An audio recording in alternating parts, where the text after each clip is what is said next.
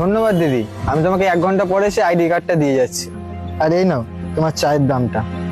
না ভাই, আজকে আমার 4 টাকা লাগবে না। কিন্তু কেন দিদি?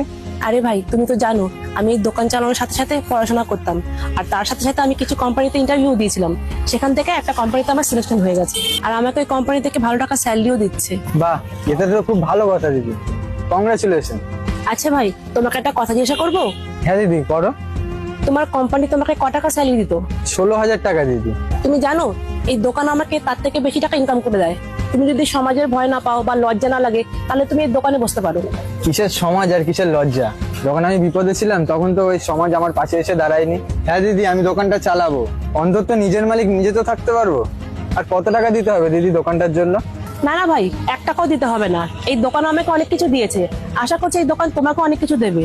আর একটা কথা, তুমি দোকান চালানোর সাথে সাথে অবশ্যই কোম্পানিতে ইন্টারভিউ দেওয়াটা কিন্তু ছাড়বে না। যখন তুমি দেখবে তুমি একটা ভালো চাকরি পেয়ে গেছো, তখন এই দোকানটা যার প্রয়োজন সেরকম একটা মানুষ দেখে এই দোকানটা তুমি তার হাতে তুলে দেবে। ঠিক আছে দিদি, আসছি।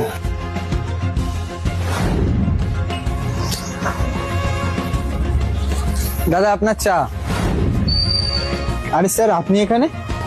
আরে তুই ও এই দোকানটা খুলেছিস? তোর তো ব্যাপারই আলাদা। তুই একবারই ফোন করলি, বললি আসবি না, তারপরে তোর কোনো পাত্তাই নেই। আমার সাথে এসে একবার অন্তত কথা বলতে পারতি, তোর কি প্রবলেম আছে সেটা সলভ করতে পারতাম। কোনো না কোনো রাস্তা তো অবশ্যই বেরোতো। স্যার, আমার কি সমস্যা ছিল আপনি সবই জানতেন। আচ্ছা ঠিক আছে, বাদ দে সব কথা। তুই কি নতুন করে অফিস জয়েন করবি?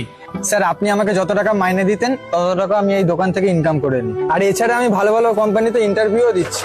যদি কিছু মনে না করেন একটা কথা বলবো স্যার? একটা কথা সবসময় মনে রাখবেন, আপনার জন্য এমপ্লয় আর এমপ্লয়ের জন্য এমপ্লয় এবং বস, এই দুজন একসঙ্গে মিলেমিশে যদি কাজ করে না, তাহলে ওই কোম্পানিটা ভালোভাবে চলে।